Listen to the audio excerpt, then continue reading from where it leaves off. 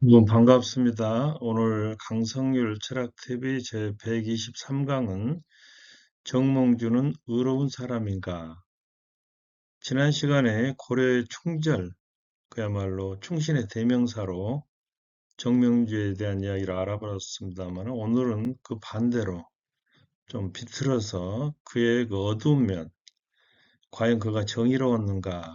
그런 이야기를 영상으로 담아봤습니다. 여기는 이제 정몽주가 과거 시험에 그 부정을 묵인했다는 그런 이제 내용의 그림이고, 정몽주하고 정도전이 대립한 것은 어떤 거창한 철학적 정치적 견해보다도 개인적인 감정 때문에 있다, 그런 설이 있고, 정몽주가 그 주원장, 명나라 주원장에 대해서 필요 이상으로 좀 아부했지 않는가, 그런 내용들입니다. 오늘 그 강의의 순서를 말씀드리도록 하겠습니다. 조선 건국 초기의 분위기, 정몽주와 정도전의 관계, 명나라 황제와 아부했다는 이제 그런 어떤 그 정황이 있고요. 과거 부정을 그 묵인했다고 하는, 과거 보는 그런 내용의 그림이죠. 위화도 해군을 찬성했다고 하는 그런 설도 있고, 신돈과의 관계, 그리고 공양왕을 옹립했다. 또 이성계와의 치열한 그 권력 쟁탈전을 벌였다. 그리고 이제 정몽주는 의도적으로 우상화된 인물이다. 그가 암살된 장소도 선주교가 아니라 대묘동 입구였다. 이런 설들이 중심으로 영상 꾸며봤습니다. 조선 건국 초기의 분위기는 당시 중앙 무대에 진출한 신흥 사대부는 불교를 배척하고 성리학의 이념을 바탕으로 한 정책을 확립했습니다. 억불숭유 정책이죠. 성리학자들의 이제 토론장. 건국 세력들은 그러한 이제 성리학 외에도 육상상과 그 밖에 중국의 다양한 사조들을 받아들였습니다. 세종대왕 때는 우리가 알다시피 실용적인 과학 기술을 장려해서 과학이 발달했고 농업과 의학에 대한 서적들도 많이 간행이 됐습니다. 당시 조선 건국 초기에는 의리를 중시하고 인간 내면의 도덕을 주선하는 온경개혁파 정몽주와 현실에 맞는 창의적인 변혁을 강조하는 급진개혁파 정도전이 대립하고 있었다 얘긴데요. 명나라 황제의 아부했다는 설이 어디서 나왔을까요? 1372년 정몽주는 명나라 사절단의 서장관으로 북경을 갑니다. 그리고 남경, 난징에서 고려로 돌아오는 길에 배가 난파를 당해서 당시 이제 사절단의 정사였던 홍사봉 등은 익사를 했는데 정몽주는 구사일생으로 표로 13일 만에 돌아옵니다. 그러나 이제 표류하는 중에도 정몽주는 가슴속에 명나라 태조 주원장의 서찰을 잘 간직해서 물에 젖지 않게끔 보존을 했다는 겁니다. 태조가 이 소식을 듣고 배를 보내서 정몽주의 귀국을 도와주어서 정몽주는 개경으로 무사히 돌아올 수 있었다. 그런 얘기입니다. 정몽주를 크게 변화시킨 유배 사건인데요. 공민왕이 시해되자 우왕이 양위에 올랐습니다. 이때 정몽주는 예문관, 직작, 정상품, 당상관이죠. 이 벼슬의 제수가 됐어요. 그리고 성균관 대사성으로서 유학을 크게 진행시킵니다. 이때 이인임 등이 주장하는 배명치는 명나라를 배척하고 원나라를 가까이 한다고는 그러한 외교 방침을 반대하다가 울산 언양 지역으로 유배를 떠납니다. 그러나 이제 정도전 같은 사람들의 도움으로 풀려났는데 이때부터 정몽주는 시류에 영합하는 모습을 보였다는 겁니다. 다시 말하면은 권력자의 뜻에 맞춰가는 쪽으로 처신하기 시작했다. 그런 얘기입니다.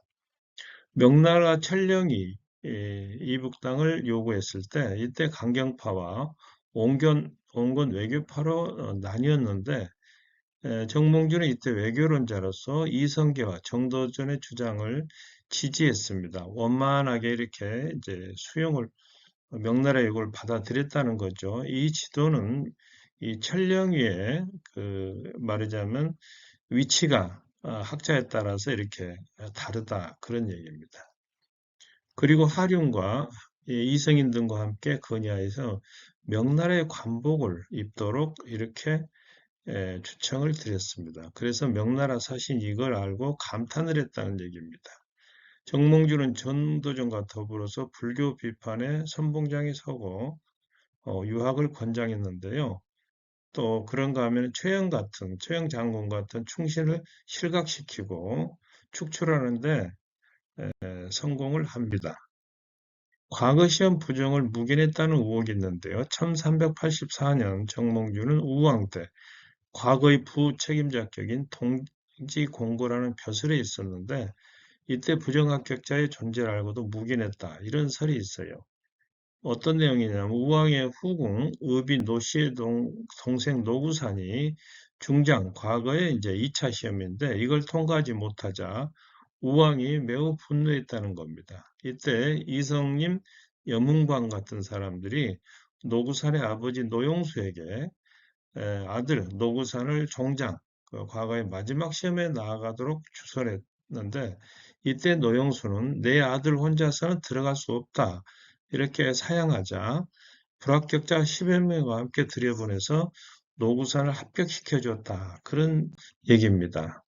이때 최영은 시험 부정을 강력히 비판한 반면에 부책임자로 있었던 정몽주는 그걸 묵인했지 않는가. 이런 설인데요. 그러나 고려사 열전은 다른 내용도 있습니다. 노구산이 과거에 불합격하고 우왕이 대노 크게 노하자 노구산을 합격시켰다는 것은 기록이 되어 있으나 정몽주가 침묵했다는 기록은 없다는 겁니다. 가령 정몽주는 표절한 친구를 내쫓음으로써 이를 바르게 처리하였으나 당시 권력층이 오히려 그것을 방해했다. 이런 기록도 있습니다. 이것은 한때 동지였다가 영원한 원수로 갈려진 최영과 이성계, 정몽주와 정도전의 그림이고 여기는 이제 고려 말에 공민왕 다음에 이제 우왕, 창왕, 공양왕이 세워지는 그러다가 이제 고려가 멸망을 하죠. 정몽주가 어떻게 권력자들과 결탁했는가? 정몽주는 이전에 정치적 노선을 달리했던 집권자들을 포함한 고위 관료들을 집으로 초대해서 성대한 잔치를 자주 베풀었는데요. 이때 초대된 사람들이 최영, 이인임, 윤환, 홍영농, 홍영통, 조민수, 이성님, 이색, 이성계 같은 기라성 같은 권력자들이었습니다. 이때 우왕이 임금이 스스로 찾아와 술을 마실 정도로 이 술자리가 유명했다고 하는데요. 창왕 1년에는 개인이 사사로이 보유한 사전, 개인의 바치죠. 이걸 혁파해야 한다는 논의가 일어났는데 이때 예문관 대제학이면은 이제 왕의 정책 자문기구의 수장입니다. 그 자리에 있었던 정몽주는 이러한 개혁적인 조치에 대해서 아무런 의사표시도 하지 않았다. 그런 얘기입니다.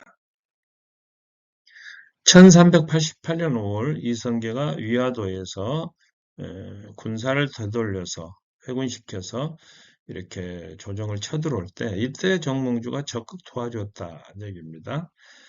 채용과 우왕이 계획했던 요동 정벌이 무산되고 우왕이 폐위되고 창왕이 왕의 자리에 오르게 됩니다.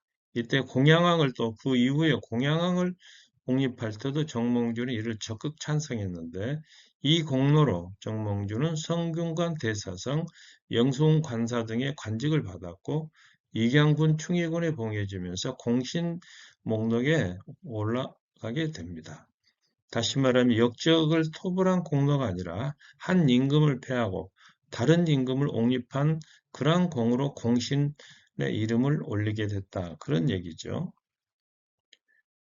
목은 이색이 유배된 우왕을 몰래 찾아가서 눈물을 흘렸다는 것과는 뚜렷이 대비되는 대목입니다. 또 이성계가 국가 운영을 주도하자 정몽주는 출세 가도를 달리기 시작했는데요. 이성계가 출전할 때마다 정몽주와 함께 나갔고 여러 번 청구하여 함께 재상이 되었다. 이성계를 중심으로 해서 정몽주, 정도전, 말하자면 측근 였죠. 그러나 이성계를 임금으로 추대하려는 움직임을 보이자 이때 이제 이걸 반대한 겁니다. 이때 이제 사문이죠. 사문. 여기 이제 그 정몽주, 이색, 길재. 정몽주와 신돈의 관계는 어떨까요? 신돈이 신진 사료를 발탁하게 되면서 정몽주도 역시 요직에 앉게 되는데요. 1371년 신돈과 그의 일파들이 영모죄로 처형될 때 정몽주 역시 신돈의 일파라고 하는 그러한 노명이 나돌았습니다. 정몽주 중은 다만 이제 명나라 외교관계 수립에 중요한 역할을 담당했다고 그래서 이제 그러한 일에 이제 말하자면 말려들지 않고 꾸준히 성장하게 되는데요. 신돈이 누굽니까? 노비석방, 성균관, 중건, 개혁정책을 전개했던 승려인데요. 그러나 말년에는 많은 첩을 거느려서 아이를 낳고 주색에 빠졌다는 그러한 설이 있습니다. 그러자 고문 세족의 반발도 있었고 신돈의 개혁정책에 실정을 느낀 공민왕에 의해서 제거됐는데 49살의 나이로 참수가 됐다. 그 승려입니다. 공양왕을 옹립할 때 이제 세웠던 것이 폐가 입진인데요. 창왕 2년 11월에 문화찬성사였던 정몽주는 이성그의 일패와 함께 창왕을 폐위했는데 그리고 제20대 신종의 7대 손이었던 왕효를 공양왕으로 옹립합니다. 이 공로로 공신이 책봉되는데요. 이때 이제 이른바 폐가 입진, 즉 가짜를 폐하고 진짜를 세운다는 논리를 세웠습니다. 여기에는 우왕과 창왕이 신돈의 후손이라고 하는 이유가 이렇게 들먹여졌는데 그러나 이러한 주장은 전혀 근거가 없는 소문으로 나중에 확인이 됐습니다. 그것은 조선의 창업을 정당화시키기 위해서 성리학자들이 날조한 것이다. 그런 얘기죠. 이성계 일파의 정치적 필요에 의해서 신돈의 자손으로 내몰린 겁니다. 우왕과 창왕이. 이 작업에 정몽주도 동의했다는 얘기죠. 우왕과 창왕이 신돈의 자손이라고 하는 혹은 아니라고 하는 근거도 제시하지 못한 채 그 주장에 동의를 했다는 겁니다. 이걸 보면은 정몽주가 늘 강조했던 단심과에서 강조했던 일편단심이라든가 성리학에서 강요하는 충효 사상과도 모순되지 않느냐 그런 얘기입니다. 이후 정몽주는 본인이 조정을 장악하고자 했으나 조준 남은 정도전 등이 이성계를 추대하자 이들을 축청할 기회를 노리게 됩니다. 이성계와의 이제 권력 정탈전이 벌어지는데요. 정몽주는 공양원 옹립에 찬성해서 이성계와 더불어 수문화 시중, 오늘날의 국무총리급에 해당하는 최고의 벼슬입니다. 이 자리에 오르게 되는데 이성계를 중심으로 한 역성 혁명파들이 이 씨가 나라를 얻는다는 목자 득국, 목자를 합치면 이 씨가 되죠. 나라를 얻는다. 이 노래를 시중에 확산시킵니다. 1392년 명나라에서 돌아오는 세자를 마중 나갔던 이성계가 사냥하다가 낙마하여 이 황주에 눕게 됩니다. 황주, 해주, 우리 개성은 한참 아래죠. 이때 이성계 일파를 제거하려 했으나 이를 눈치챈 이성계 아들 이방원이 이성계를 그날 밤 개성으로 돌아오게 함으로써 실패합니다. 이성계가 말에서 떨어지는 장면인데요. 정몽주는 이 암살 계획을 변중낭이라는 신복 부하로부터 입수해서 이후 자신의 문화생, 동문수학한 이세계 문화생들을 사주해서 이성계와 정도전 등에 대한 탄핵을 계속하게 만듭니다. 이성계와 정몽주의 대립이죠. 탄핵을 이제 준비하게 하는 거예요, 늘. 또 정도전과 사이가 틀어진 원인 역시 정몽주는 정도전이 탐욕스러운 존재라고 비난하고 규탄했는데 이때가 뭐냐면 정도전이 확실하게 이성계 편에 섰을 때입니다. 그러니까 이제 정적으로 간주를 한 거죠. 정도전의 외조모, 외할머니가 우씨 집안의 여종이었고 외할아버지는 우씨 집안의 인척으로 나중에 승려가 됐다. 그래서 우현보라고 하는 사람의 집안에서는 정도전과 그 아들들을 무시하는 경향이 있었는데요. 여기에 대해서 정몽주는 정도전의 외가가 우현보 집안의 종의 자손임을 지적하면서 바르지 못한 혈통에서 태어났다, 이렇게 공격을 한 겁니다. 여기에 감정이 상한 정도전은 역시 정몽주를 원수로 여기게 됩니다. 그러니까 수학 동문했던 친구들이 여기서 갈리게 되는 겁니다. 두 사람의 처신은 거창한 정치적 견해나 사상의 차이에서 나온 것이 아니라는 뜻인데, 조금 전에 말씀드린 우현보가 누굴까요?